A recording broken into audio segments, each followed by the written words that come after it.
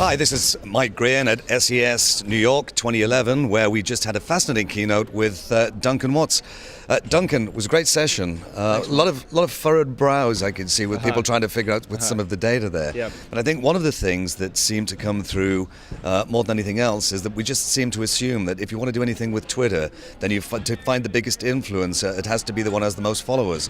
So it's got to be Kim Kardashian. But I don't think that's quite what you were saying. It's not necessarily the person with 1 million followers? Well, as with many questions in social science, the answer is it depends. And the interesting part of the question is on what does it depend? And so, what we found is that under some circumstances, the Kim Kardashians of the world are in fact the ones that you want to go after.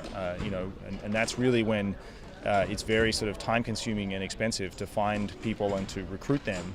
But under other circumstances, you're actually much better off, and it's much more cost-effective recruiting a very large number of relatively ordinary influencers.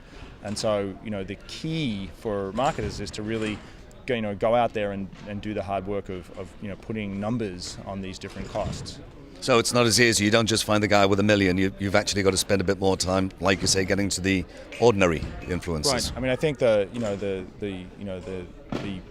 thing that I keep trying to emphasize is that it's not about any one simple answer that always works. It's about sort of quantifying the things that you care about. It's about going out there and measuring them. It's about doing experiments. This is it's difficult, but that's really what you have to do. I noticed the audience had quite a chuckle when you mentioned that celebrities tend not to retweet anybody else. Yeah, we thought that was. It's funny how you do these sort of very big data exercises where you're sort of studying millions of people and billions of edges and billions of tweets and then you sort of distill all of this down, and there's like thousands of hours of computing time involved, and then you get something that sort of sounds like a stereotype. That celebrities don't listen to anybody except themselves, and you think, well, that probably validates the method, but it's sort of amusing that you did all this work to get something that people think they already know. All right, so you've got the new book is coming out. Tell us quickly, what's the book about? The book is called Everything is Obvious, but the catch is once you know the answer. And really, it's about how many things in the social world, not just marketing, but business, politics, policy, anything dealing with human behavior. When we look back in time, we sort of slap our foreheads and we think, we should have known that, we should have predicted that, this seems like it's obvious.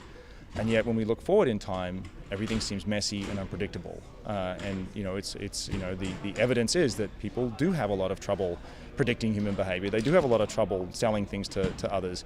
So there's this sort of paradox between the sort of obviousness of everyday life and the complexities of everyday life. And this book is really about trying to reconcile these two sort of contradictory observations, and then from there sort of go on to make some practical recommendations for how you can do better. Fantastic. Looking forward to it. Duncan, thanks very much. Thanks, Mike.